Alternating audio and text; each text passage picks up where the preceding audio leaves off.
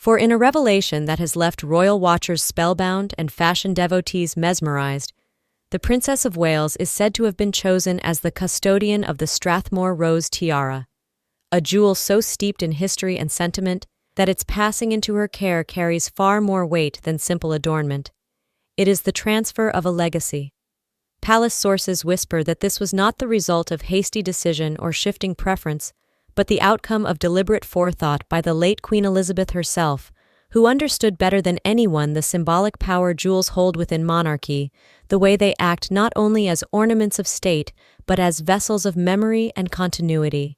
The Strathmore Rose tiara, gifted to Elizabeth's mother when she was still Duchess of York, has long been shrouded in mystique, rarely seen in public and spoken of in hushed tones by historians who recall its association with resilience during the turbulent interwar years, when its delicate roses were said to symbolize both fragility and unyielding strength. To entrust such a piece to Catherine is to weave her into the living fabric of Windsor legacy, aligning her not merely as consort-in-waiting, but as a true embodiment of the Queen Mother's grace, composure, and ability to endure storms with quiet dignity. Witnesses describe Catherine's reaction as one of visible emotion, tears glistening as she absorbed the magnitude of the honor. Knowing that in receiving it she was accepting more than a jewel, she was carrying the burden of remembrance, of duty, and of setting an example for her daughter, Princess Charlotte, who one day may inherit the same tradition.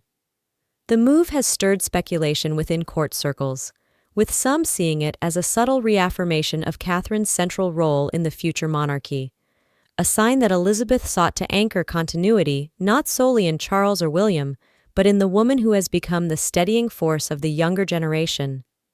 Others interpret it as a gesture of trust, signaling the late Queen's confidence in Catherine's ability to project the same quiet fortitude that carried the monarchy through decades of upheaval. Already comparisons are being drawn between Catherine and the Queen Mother, both admired for their calm presence and ability to balance public expectation with private resilience, and the tiara becomes a bridge across time, linking two women separated by generations, yet united in their role as symbols of stability.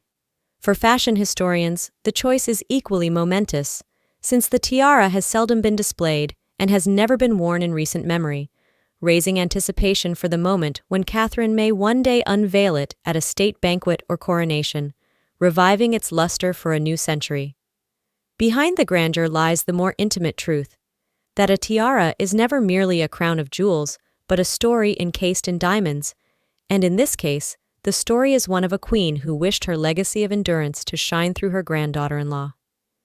In accepting it, Catherine carries forward not just a jewel box treasure, but the essence of what monarchy means: duty, grace, and the quiet courage to wear history upon one's head and heart.